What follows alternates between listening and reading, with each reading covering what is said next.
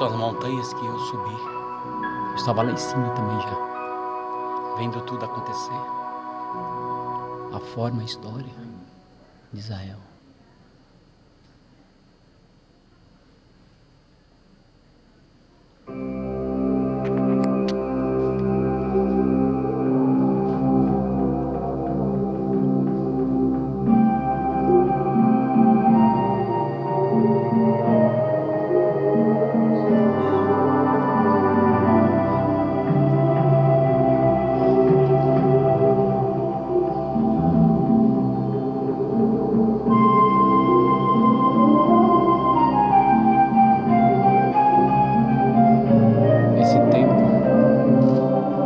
Estavam fugindo dos romanos, que queriam matá-los.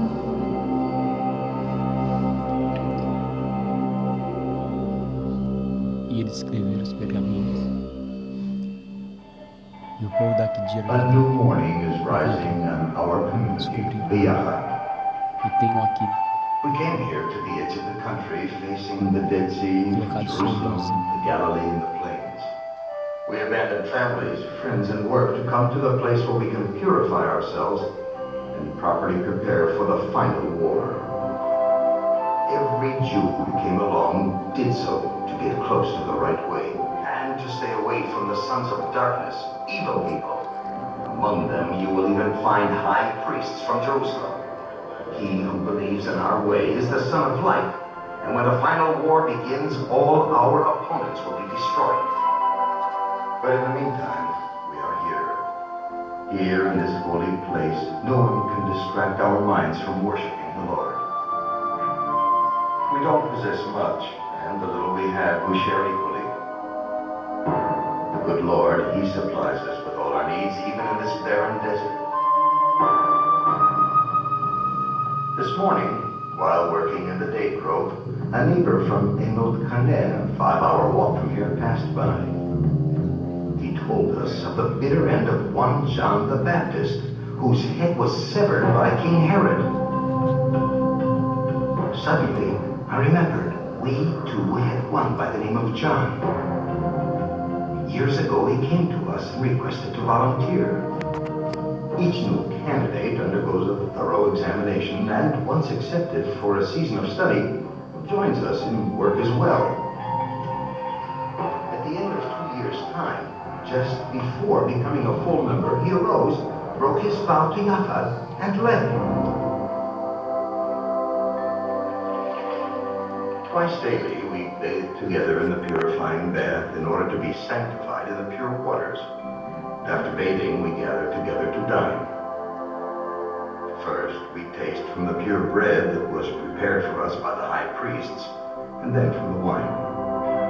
When we went for our evening's toil, we inscribed the high priest's words describing the Lord who created the spirits of light and darkness, and thereupon based every deed.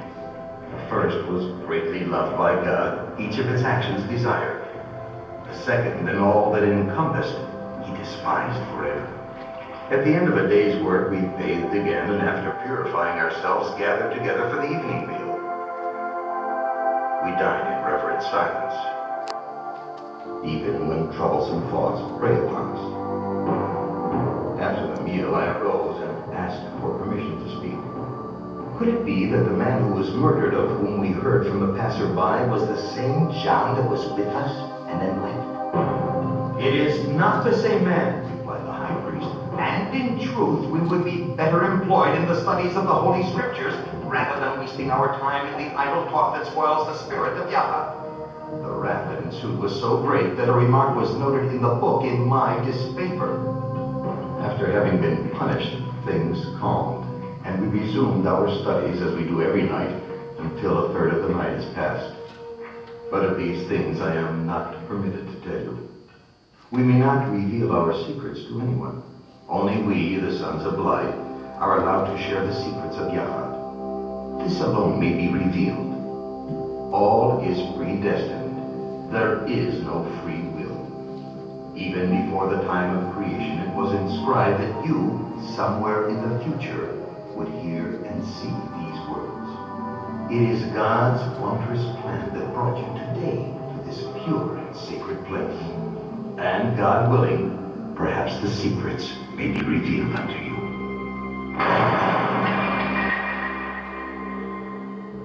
In the year 68 CE, just before the Roman army arrived in this part of the country, members of the Yahad hid their writings and put them for safekeeping in the caves surrounding us.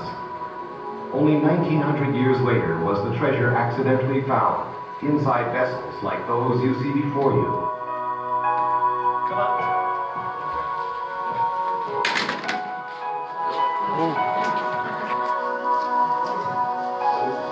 Agora a gente vai estar entrando em um ambiente para estar vendo os pergaminhos.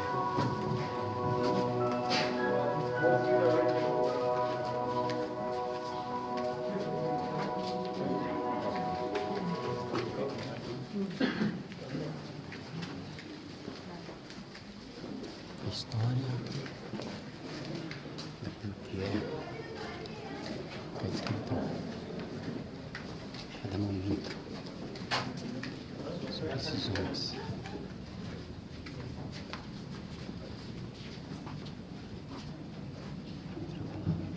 All right, guys, so